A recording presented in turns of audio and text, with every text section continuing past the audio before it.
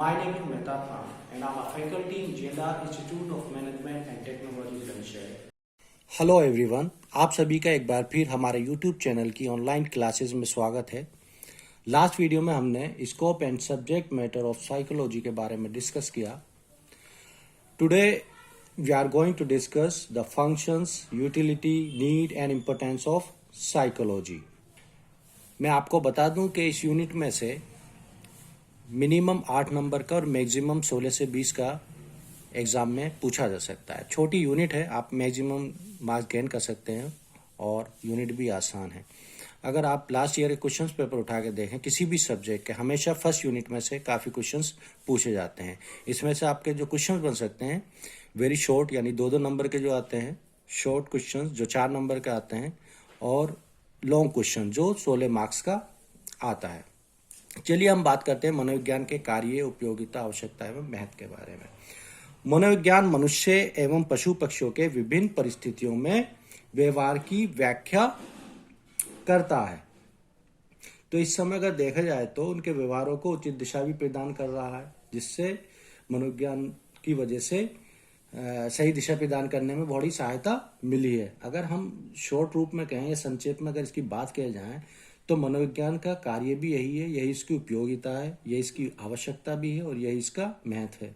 परंतु हम यहाँ पर मनोविज्ञान के कार्य, उपयोगिता, आवश्यकता एवं महत्व के बारे में पॉइंट वाइज डिस्कस करने वाले हैं। तो पॉइंट नंबर 1, मनुष्य को अपने आप को समझने में सहायक। कभी कभी होता क्या है कि मनुष्य को जो अपनी योग्यताएं हैं, उसकी क्षमताएं हैं और शारीरिक एवं मानसिक क्रियाएं जो हैं, उन्हें स्पष्ट रूप से उनका ज्ञान नहीं होता, यानी उससे पूरी तरह से उसके बारे में नॉलेज नहीं होती। तो ऐसी परिस्थिति में क्या किया जाता है? ऐसी परिस्थिति में उसे मनोविज्ञान प्रयोगशाला में विषय के रूप में उपस्थित किया जाता है। तो परीक्षाकर्ता जो होते हैं, वहाँ के जो रिसर्चर होते हैं, वो विभिन्न परीक्षणों द्वारा उसकी योग्यता, क्षमता और शारीरिक एवं मानसिक क्रियाओं का मापन करते हैं और उनमें अपने आप को समझने में सहायता करते हैं। तो ये क्या है? मनुष्य को अपने आप को समझने में सहायक है। नंबर 2, मनुष्य को दूसरों को समझने में सहायक। संसार के छोटे छोटे जीवों में लगभग सभी में ये एक सलाहियत होती है कि वे दूसरों की क्रियाओं को समझने की कुछ ना कुछ उनके अंदर क्या होती है? योग्यता होती है। अगर शिकारी की बात किया जाए, अगर शिकारी को अपने शिकार के बारे में पूरा पता ना हो, यानी उसके व्यवहार का ज्ञान ना हो, तो उसका शिकार करना आसान नहीं होता है। लेकिन मनोविज्ञान में क्या है? मनुष्य एवं पशु पक्षियों की जो योग्यता है, उनकी क्षमता और व्यवहार को मापने की जो वैज्ञानिक विधियों का विकास किया गया, जिसके द्वारा क्या किया जा सकता है? तो सही रूप से दूसरों की जो व्यवहार है उसको समझने में सहायता मिलती है। नंबर 3, शिक्षा के क्षेत्र में सहायक। मनोविज्ञान में शिक्षा की समस्याओं को समझने एवं उनके समाधान की विधियों की खोज करने में मनोविज्ञान की एक नई शाखा का विकास हुआ, जिसे कौन सी शाखा बोलते हैं? शिक्षा मनोविज्ञान कहते हैं।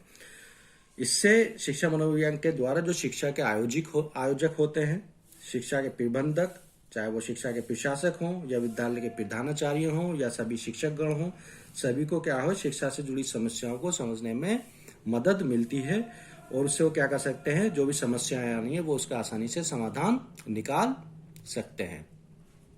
नंबर 4, खेल कूद के क्षेत्र में सहायक। खेल कूद के लिए खिलाड़ियों में शारीरिक क्षमता और खेल कूद तकनीक के साथ साथ क्या होना चाहिए? साहस एवं प्रोत्साहन की भी आवश्यकता होती है। अब ऐसा ही नहीं है कि उसके वो तकनीक तो है, खेलने का आता है उससे और शारीरिक रूप से भी ठीक है, परंतु उसमें साहस और प्रोत्साहन नहीं है, तो वो आगे नहीं बढ़ सकता, वो सक्सेस नहीं हो सकता। तो आम खिलाड़ी में साहस और प्रोत्साहन उत्पन्न करने के लिए क्या किया जाता है? उसने मनोवैज्ञानिक विधियों का प्रयोग किया था, जिससे उन्हें प्रोत्साहित किया जा सके। नंबर 5, सामाजिक क्षेत्र में सहायक। हमने मनोविज्ञान में अभी 2 शाखाओं के बारे में पढ़ा था, एक तो इंडिविजुअल साइकोलॉजी और दूसरी ग्रुप साइकोलॉजी। से व्यष्टि मनोविज्ञान कहते हैं, दूसरे को ग्रुप या समूह मनोविज्ञान कहते हैं। इसके साथ साथ में एक मनोविज्ञान की एक शाखा का और विकास हुआ था, उसका नाम है सामाजिक मनोविज्ञान, जिसकी मदद से क्या कह सकते हैं, जो भी सामाजिक व्यवहार, मनुष्य के सामाजिक व्यवहार को समझने और उसे उचित दिशा देने में इससे सहायता मिलती है। किससे? सामाजिक मनोविज्ञान से। तो उसे समाज में सही समायोजन कराने में सहायता मिलती है। इसके साथ साथ जो सामाजिक नियंत्रण है या सामाजिक परिवर्तन है, सामाजिक नियंत्रण और सामाजिक परिवर्तनों की प्रक्रिया को सही दिशा देने और उसे उचित गति प्रदान करने में सामाजिक विज्ञान का बड़ा उपयोग है। नेक्स्ट पॉइंट है औद्योगिक क्षेत्र में सहायक। वर्तमान में जैसे जैसे औद्योगिक क्षेत्र में विकास हुआ, वैसे वैसे उसके क्षेत्र में नई नई समस्याएं उपस्थित हुई। तो मनोविज्ञान में इन समस्याओं को समझने में एवं उनके समाधान करने की विधियों का विकास किया गया। मनोविज्ञान की शाखा को क्या कहते हैं? औद्योगिक मनोविज्ञान कहते हैं, जो कि औद्योगिक क्षेत्र में बहुत ही सहायता कर रहा है। नेक्स्ट पॉइंट है राजनीतिक क्षेत्र में सहायक। राजनीतिक क्षेत्र के व्यवहार अपेक्षाकृत अगर देखा जाए तो दूसरे क्षेत्रों से काफी पेचीदा होते हैं। जैसे आप भी देखते रहते होंगे कि राजनेता कहते कुछ हैं और करते कुछ हैं। कौन किस पार्टी में चला जाए, कौन किस पार्टी से बाहर आ जाए, कुछ कहा नहीं जा सकता उसके बारे में। तो उन्हें समझने के लिए राजनीतिक मनोविज्ञान का विकास किया गया है। मनोविज्ञान की यह शाखा सफल राजनीतिक नेतृत्व करने और समूह को अपने अनुकूल करने, उसकी क्रियाओं को नियंत्रित करने में बड़ी उपयोगी साबित होती है। हमारा नेक्स्ट पॉइंट है रक्षा क्षेत्र में सहायक। रक्षा के क्षेत्र में विशेष योग्यता एवं क्षमता वाले व्यक्तियों की आवश्यकता होती है। रक्षा मनोविज्ञान इस क्षेत्र के लिए उपयुक्त अधिकारी एवं सिपाही चयन करने में सहायता करता है। उनके चयन के बाद उन्हें उनके जो भी रिस्पॉन्सिबिलिटी है सही ढंग से निर्वाह करने के लिए, उन्हें सही ढंग से उसे निभाएं अपनी ड्यूटी को, उसमें क्या करता है, वो प्रोत्साहित करने में भी मदद करता है। अब सिपाहियों में धैर्य, साहस, उत्साह उत्पन्न करने में मनोविज्ञान विधियों का प्रयोग अधिक कारगर सिद्ध हो रहा है। आपने देखा भी होगा कि आजकल जो लॉकडाउन चल रहा है, जिसकी वजह से बहुत सारे पुलिस वालों ने अपनी खुदकुशी भी की है, यानी आत्महत्या की है, और कुछ अपने रिश्तेदारों पे गोलियां भी चलाई हैं। तो डिस्टरबेंस हो जाती है इसमें। अगर वो मनोविज्ञान का सहारा ले जाए तो इनकी इस प्रॉब्लम का दूर किया जा सकता है।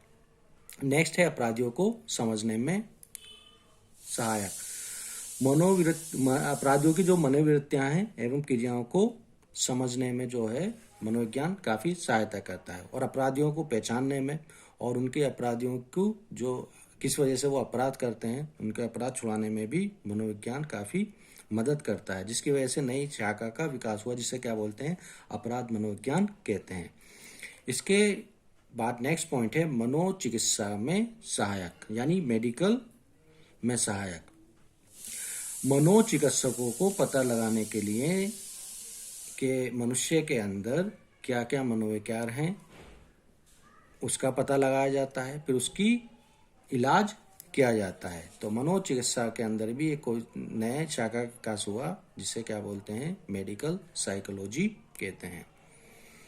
नेक्स्ट पॉइंट है पशु पक्षी पालन में सहायक। तो इसके साथ साथ क्या करता है, जो पशु पक्षियों का जो व्यवहार है, उसके व्यवहारों के कारक, उनके प्रेरक, उन्हें एवं उनके नियंत्रण तत्वों का इसके अंदर अध्ययन किया जाता है। जो भी किसान लोग हैं, जो भी पशुपालक हैं, जो पशुओं को पाल रहे हैं, उनके लिए तो ये बहुत ही मददगार साबित हो रहा है। और इसके अलावा कोई आपके अन्य क्षेत्रों में भी सहायक हो सकता है। अन्य क्षेत्रों में कैसे, जैसे अब मनुष्य जीवन का ऐसा कोई भी क्षेत्र मेरे हिसाब से तो नहीं बचा है जहाँ मनोविज्ञान का ज्ञान एवं प्रयोग नहीं हो रहा हो या उपयोगी सिद्ध नहीं हो रहा है। ये एक व्यक्ति को अपना व्यवहार सुधारने में सहायक होता है। ये दो व्यक्तियों के बीच जो बिगड़े रिश्तों को सुधारने में सहायक होता है। इसके साथ साथ ये किसी भी सामाजिक, राजनीतिक व आर्थिक समस्या को समझने एवं उसका समाधान करने में सहायक होता है। दोस्तों, आज के लिए इतना ही। दोस्तों, मेरी आपसे रिक्वेस्ट है कि अगर आपको ये वीडियो पसंद आई हो तो हमारी वीडियो को लाइक करें और शेयर करें, और हमारे चैनल को सब्सक्राइब करना ना भूलें। Thank you for watching this video.